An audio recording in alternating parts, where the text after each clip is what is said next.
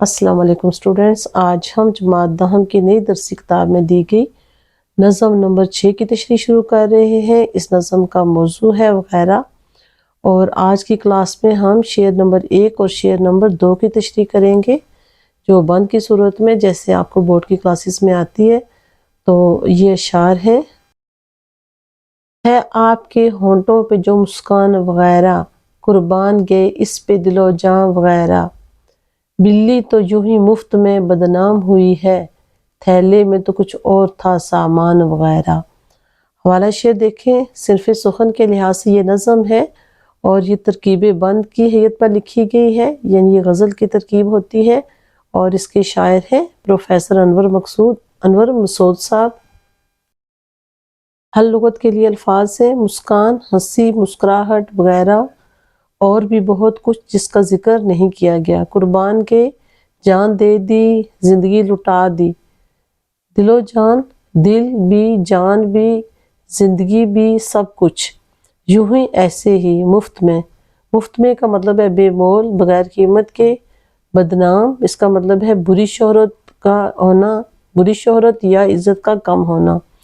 تھیلے میں، بیگ کے اندر، یہاں پر شعر سے مراد ہے اصل بات کے پیچھے والی بات۔ سامان وغیرہ چیزیں، مراد بہت سے راز اور معاملات۔ مفہوم ہے آپ کے ہونٹوں پر جو مسکراہٹ اور بہت سے تاثرات ہیں، ان پر میں نے دل اور جان اور سب کچھ وار دیا۔ محاورہ ہے دوسرا جو شعر ہے ساتھ، اس کا یہ مفہوم ہے، ایک محاورہ ہے کہ بلی تھیلے سے باہر آ گئی۔ تو شاعر کہتا ہے کہ بلی کا نام بلا وجہ لیا جاتا ہے، تھیلے کے اندر کچھ اور بھی ہو سکتا ہے۔ مراد یہ ہے کہ اصل بات کچھ اور ہے، لیکن بلی کا نام لے کر ہم اس بات کی طرف اشارہ کرتے ہیں۔ تشریح ہے، پہلے ہم پروفیسر صاحب کا تعارف دیکھیں گے، پروفیسر انور مسعود صاحب کا۔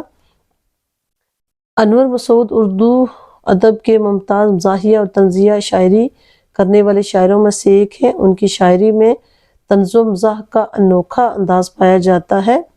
انور مسعود معاشرتی خرابیوں، کمزور انسانی رویوں اور چھوٹی چھوٹی سماجی کمزوریوں کو اپنے اشعار کے ذریعے مزاحیہ انداز میں پیش کرتے ہیں۔ زیر موضوع نظم کے پہلے مصرعے میں شاعر محبوب کی مسکان یعنی مسکراہٹ پر بات کرتا ہے، اور ساتھ وغیرہ کے ردیف کے ذریعے مسکان کے ساتھ ملے جلے تاثرات جو ہونٹوں پر پھیلے ہوئے ہیں ان پر بھی بات کرتا ہے، کیونکہ مسکان کئی طرح کی ہوتی ہے۔ مسکراہٹ یعنی طنزیہ بھی ہو سکتی ہے، تعارفی ہوتی ہے، خوشی کی ہوتی ہے، اور کئی قسم کے تاثرات کو ظاہر کرتی ہے۔ اور پھر دوسرے مصرعے میں شاعر اس مسکان پر فدا بھی ہے، اور ساتھ وغیرہ کا لفظ استعمال کر کے یہ بتاتا ہے کہ میں اپنی جان اور اپنا دل اور سب کچھ اس خوبصورت مسکراہٹ پر لٹا سکتا ہوں۔ اسٹوڈنٹس، ہم نے تشریح کے لیے جو بند چنا ہے، اس کے تیسرے مصرعے میں شاعر ایک محاورہ استعمال کرتا ہے، بلی تھیلے سے باہر آ گئی۔ تو محاورے کے ذریعے ایک کمزور معاشرتی رویے پر طنز کرتا نظر آتا ہے کہ جب لوگوں کے راز کھل جانے پر یا کوئی معاملہ پتہ چل جانے پر یہ محاورہ ہم بولتے ہیں۔ تو شاعر یہاں پر یہ کہتا ہے کہ لوگ شاعر بلی کا نام بلا وجہ لیتے ہیں، اصل میں تو ان کی اپنی حرکتیں ہی ظاہر ہوتی ہیں، یعنی جس کے بارے میں وہ بات کرنا چاہتے ہیں اس کی حرکت کو ظاہر کرنے کے لیے لفظ بلی کا استعمال کر کے بلی کو بلا وجہ بدنام کرتے ہیں۔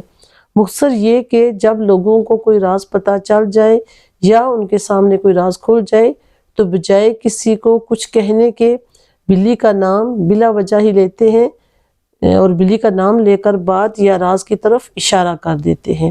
بہت بہت شکریہ۔